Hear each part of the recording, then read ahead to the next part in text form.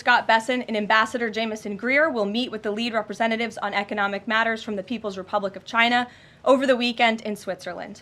As President Trump has said, the United States and China have been talking for some time over the course of the administration, and now teams from both countries will meet in person to continue discussions. You can be certain that President Trump and his trade team will ensure we work to achieve the best deal possible for America.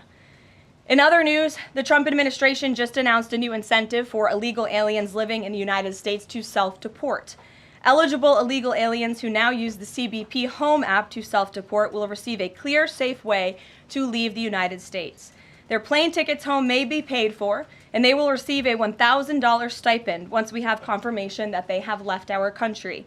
This new feature will allow illegal aliens to have a planned departure out of the country and to leave as soon as possible in a dignified way. If illegal aliens make the right decision here and submit their intent to depart through the CBP Home app and pass extensive vetting, they will be temporarily deprioritized for ICE detention and enforcement action before their scheduled departure. And leaving voluntarily in this matter may improve their legal immigration options in the future. This initiative will also save massive amounts of money for American taxpayers. Voluntary departures are much more cost-effective than traditional removals. By deploying the CBP Home app in this new way, President Trump is aiming to reduce the need for costly arrests, detentions, and court proceedings. Currently, the average cost of traditional removal is more than $17,000 per illegal. Currently, the average cost of traditional removal is more than $17,000 per illegal alien. Our projections estimate that the use of the CBP Home app will massively reduce that financial burden by approximately 70%, so taxpayer dollars can be redirected and our brave immigration law enforcement officers can focus on removing the most violent illegal aliens hiding in our communities. Finally, it was announced this morning that First Lady Melania Trump secured a $25 million investment in President Trump's budget to provide housing and support for youth transitioning out of foster care. And in recognition of the 7th anniversary of Mrs. Trump's Be Best initiative, the U.S. Department of Housing and Urban Development allocated funds toward the agency Foster Youth to Independence program. Yesterday, Mrs. Trump hosted a special celebration of military mothers with the president, bringing together 150 military moms from around the country to recognize their service, not just in their home, but for our country. For those of you who were there at the events yesterday like I did, I have no doubt you will join me in recognizing how truly special those moments were. So let's get to questions. Here in our new media seat today is Andrew Egger, the White House correspondent for The Bulwark. The Bulwark is a new media company launched in 2019 with hundreds of thousands of readers on Substack and more than 1 million subscribers on YouTube. Andrew, please kick us off. And thanks for being here. Yeah, thank you for having me, Caroline. The president posted another ad this week for his Trump meme coin. The group that's running that coin is encouraging people to buy in order to win a dinner this month with the president. Why is the president planning to attend a dinner for the top investors in his coin? Look, the president is abiding by all conflict of interest laws. The president has been incredibly transparent with his own personal financial obligations throughout the years. The president is a successful businessman, and I think, frankly, it's one of the many reasons that people reelected him back to this office. There are at least some people who are buying this coin who seem to view it as an opportunity to influence the president's views. There was a logistics company this week that said they would buy $20 million in the coin in order to advocate for free trade between the U.S. and Mexico. If buyers are buying for that reason, are they wasting their money? Look, I can assure you the president acts with only the interests of the American public in mind, putting our country first and doing what's best for our country, full stop. That's his intention, and that's what he's focused on. Kristen, good to see you here today. Welcome back. Caroline. Thank you. Glad to be back. So on those China talks, what does President Trump expect to come out of those talks, and is he going to be disappointed if his team can't secure a deal? Well, look, the president is very confident in his Secretary of Treasury, Scott Bessent, and of course Ambassador Jamieson Greer, who has played an instrumental role in all of these trade negotiations as well. I think yesterday's success, the announcement of a trade deal with the United Kingdom, is a great first step. Again, many said in this room it couldn't be done.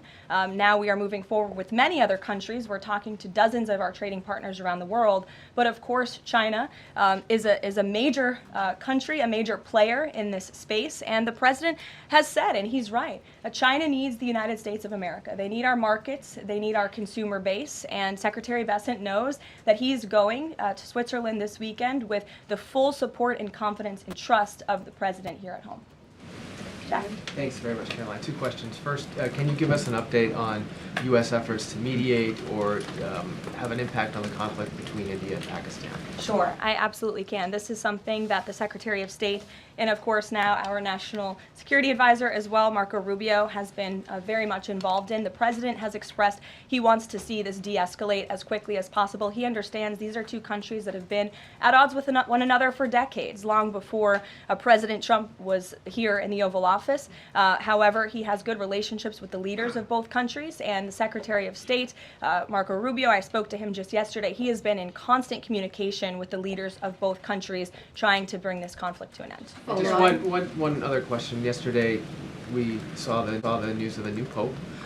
Before Pope Leo became Pope Leo, there were some critical comments that he made about President Trump and about Vice President Vance on his then X account. Does the White House have any reaction to those comments? The President made his reaction to Pope Leo's announcement yesterday very clear. He is very proud to have an American Pope. I think it was a surprise to everyone. I saw the news media was surprised to report on that yesterday, but it's a great thing for the United States of America and for the world, and we are praying for him.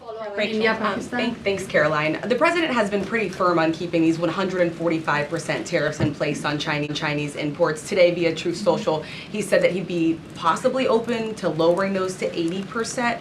Why the change, and how did the president land on 80? The president still remains with his position that he is not going to unilaterally bring down tariffs on China. We need to see concessions from them as well. And again, that's part of the reason that Secretary Bessent is going to talk to his Chinese counterparts this weekend to start those discussions in person. As for the 80% number, that was a number the president threw out there, and we'll see what happens this weekend. And always in the effort of transparency, I'm sure you'll hear directly from the Treasury Secretary or the president after those negotiations conclude.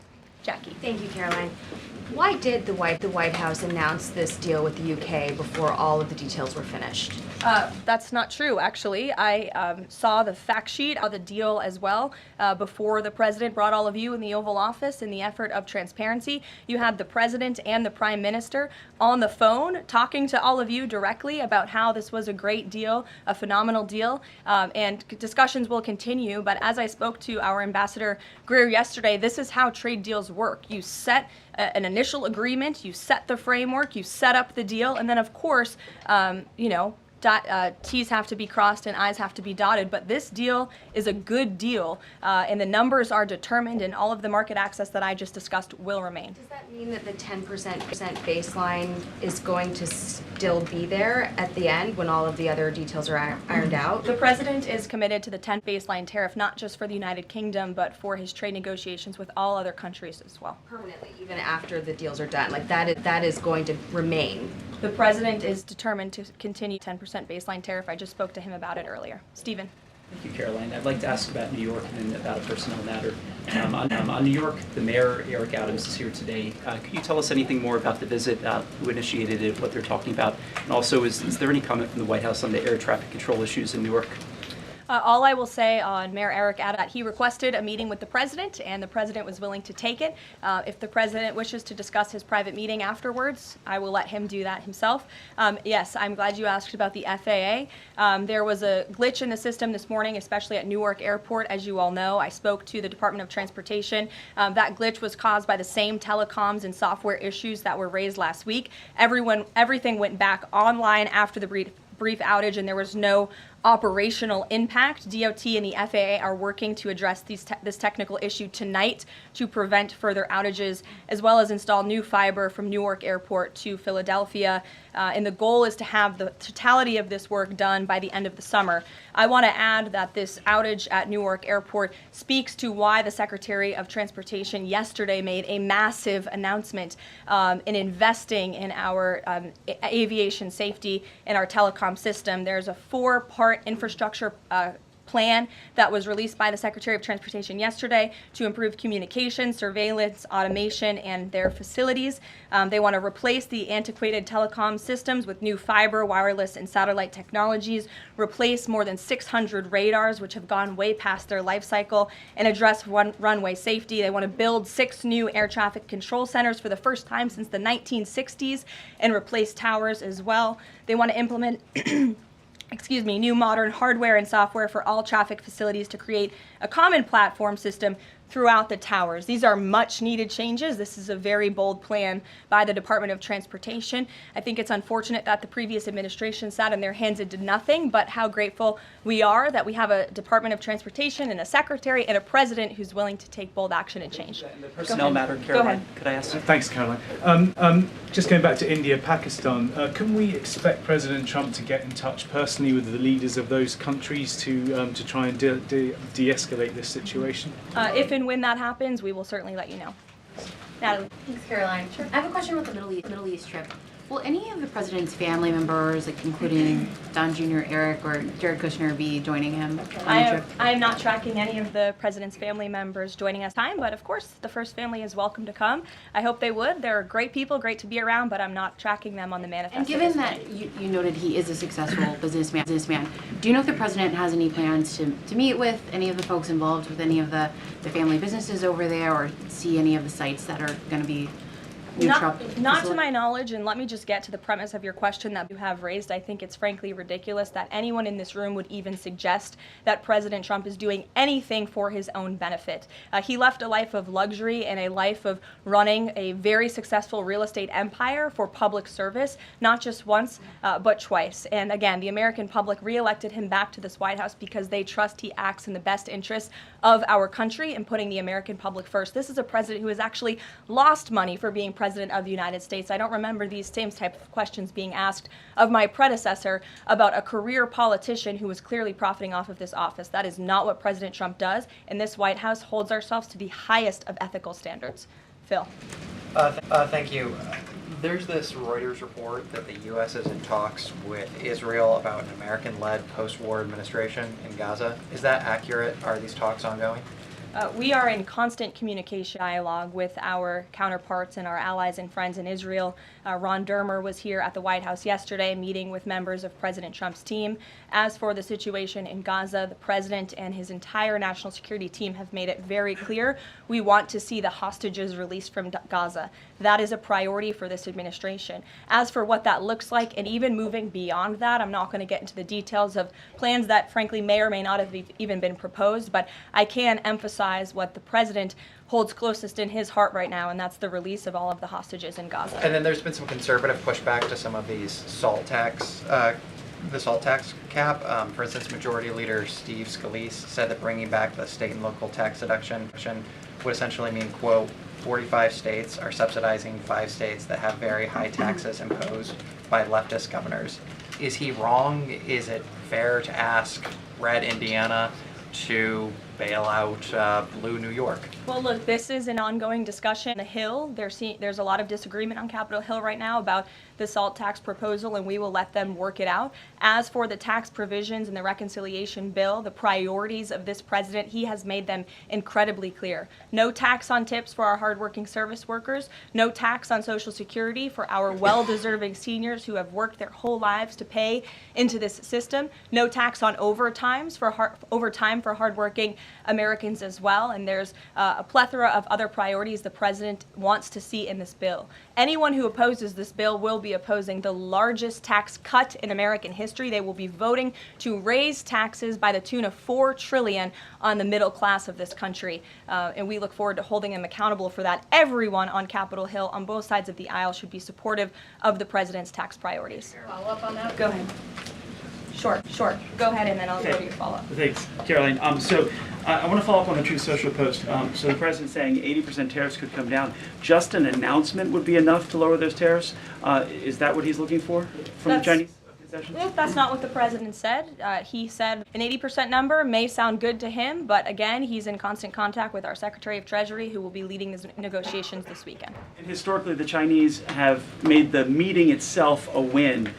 What does a win look like out of these meetings for the president this weekend? A good deal for the American worker and the American people. Go ahead. Thanks, Caroline. Yeah, back to the reconciliation bill. Can you just clarify the president's position, though, a little bit specifically on the tax issue? Because in his Truth Social post, he said this morning that he would accept even a tiny tax increase for the rich, but then says Republicans probably shouldn't do it, but I'm okay if they do it. So what is it that he wants? Does he want them to increase the tax rates? The president wants tax cuts, the largest tax cuts in history. He wants to extend his historic tax cuts from 2017, and he wants to see all of the other tax priorities priorities that I just laid out for you included in this bill as well. As for the policy proposal you're talking about, the president has said he himself personally would not mind paying a little bit more to help the poor and the middle class and the working class in this country. I think, frankly, that's a very honorable position. But again, these negotiations are ongoing on Capitol Hill, and the president will weigh in when he feels necessary. Encourage them to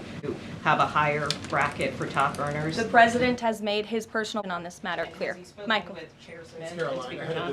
The president's in constant communication with leaders on the Hill. Ahead of the Go ahead. president's trip to the Middle East, he's mentioned he wants to rename the Persian Gulf the Gulf of Arabia. Iran is now saying that doing so will bring the wrath of all Iranians. Can you talk about the support that the Gulf of Arabia has in the region and why this is important to the president? Well, first of all, the president has said he hasn't made a determination yet. That was in the news. That you all asked him about it, and he said he wasn't quite sure. So he hasn't made a definitive decision on that yet. And secondly, Caroline, the president has shown support for South African refugees that are coming to the United States next week. Can you talk about what these refugees are fleeing and why this is a priority for the administration? Well, the president has actually signed an executive order that matter. My office can get it back to you, Michael. But this group in South Africa has faced racial persecution. In fact, the government there has vowed to take away their farmland that they own. And so the president has talked significantly about this. As for further details on refugee claims and asylum claims, I would defer you to the State Department. Can I follow up on that? Go ahead. No, in front of you. Thanks, sorry. Sure. Thanks, Caroline. Does the administration have any response to the news today that a federal judge has ordered the immediate release of Ramesa Ozturk from detention, and particularly his comments that the government submitted no evidence other than an op-ed that Ozturk wrote last year? I will have to check in with the Department of Homeland Security on that per case, but I think our overall feeling we've made quite clear that lower level judges should not be dictating the foreign policy of the United States, and we absolutely believe that the President and the Department of Homeland Security are well within their legal rights to deport illegal immigrants. As for visa revocations, the Secretary of State has the right to do that as well. It is a privilege, not a right, to come to this country on a visa. But I'll check in on the specific case. My office will get you details. Sure. Caroline, yesterday the administration appears to have started dismantling the Consumer Product Safety Commission. This is the federal agency, an independent one that does recalls and is responsible for product safety. Does the administration not believe that it's important, to keep toys and cribs? I mean, you're a young mom, off of the product of the market. It's a federal agency within which branch? The executive branch. Who's the head of the executive branch? The President of the United States. Created by Congress. He has the right to fire people within the executive branch. It's a pretty simple answer. Francesca. Thanks. One foreign policy one and then a domestic policy thing, if I could. As far as the president's trip goes next week, is he planning to meet with the FIFA president in either Saudi Arabia or Qatar? And if so, could you give us some more details about that? The president has quite a few meetings with many people when he is there. We can certainly check at the itinerary and let you know if the FIFA president will be there next week. Frankly, I'm not quite sure, but we can certainly get you an answer. As you know, the president attended a FIFA task force meeting at the White House this week.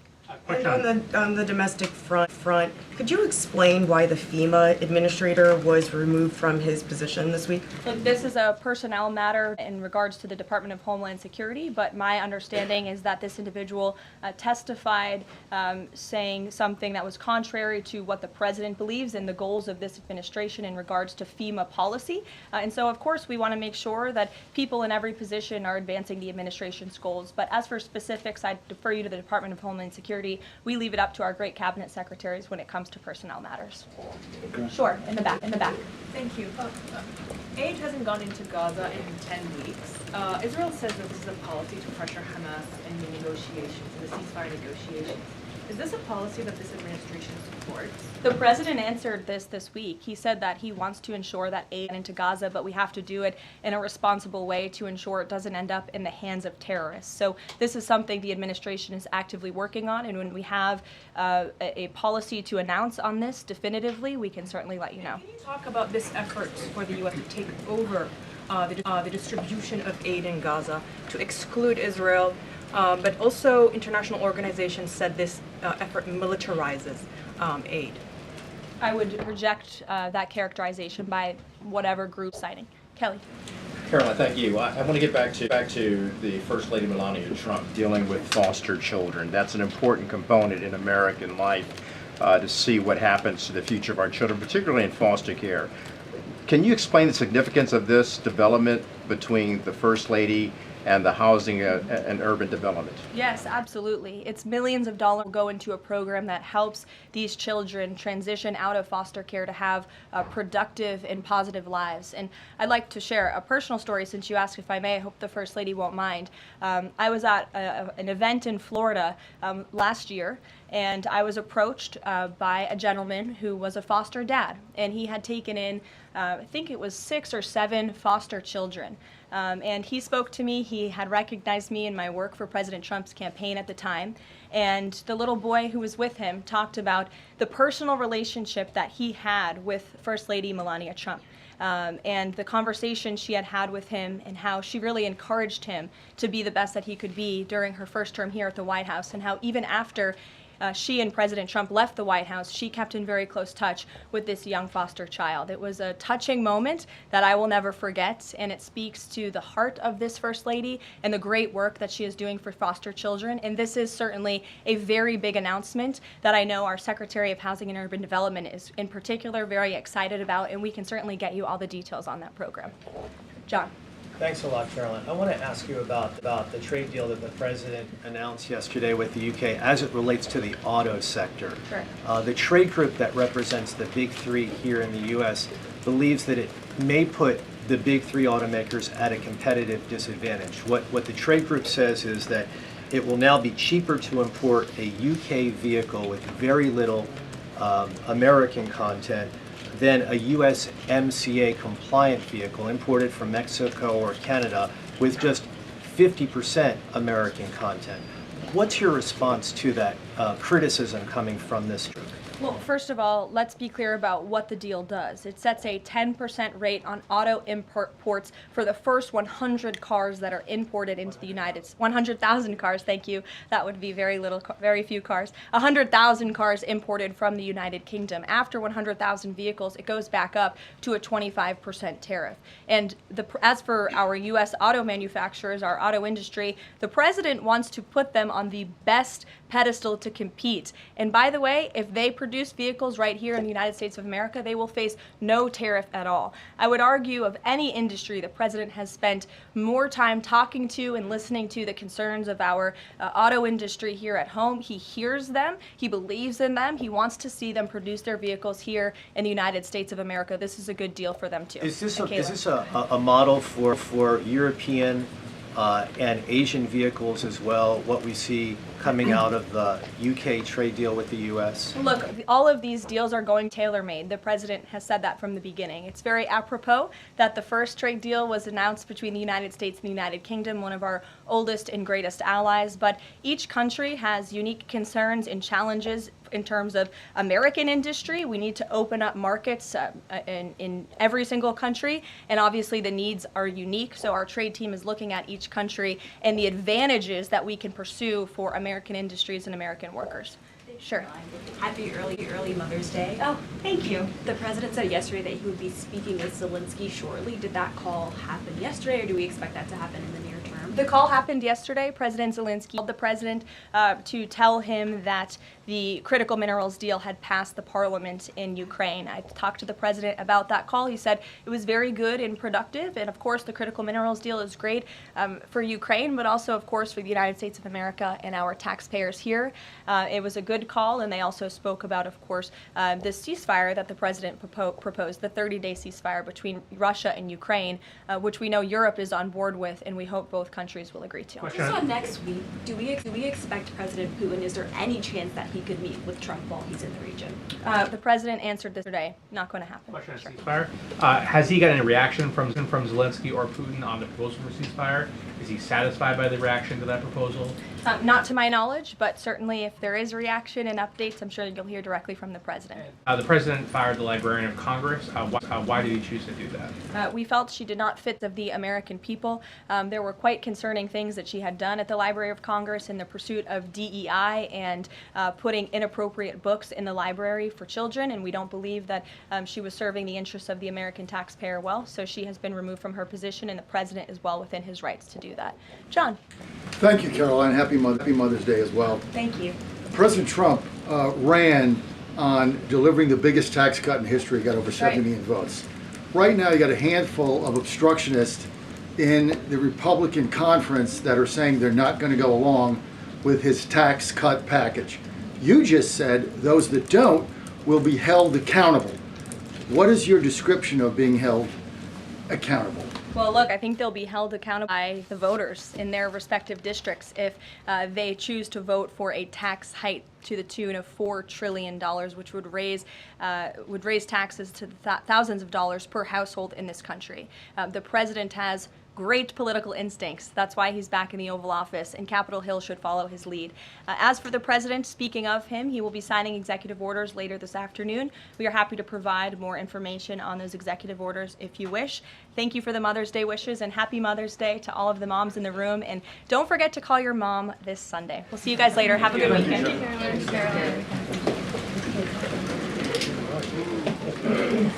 Caroline.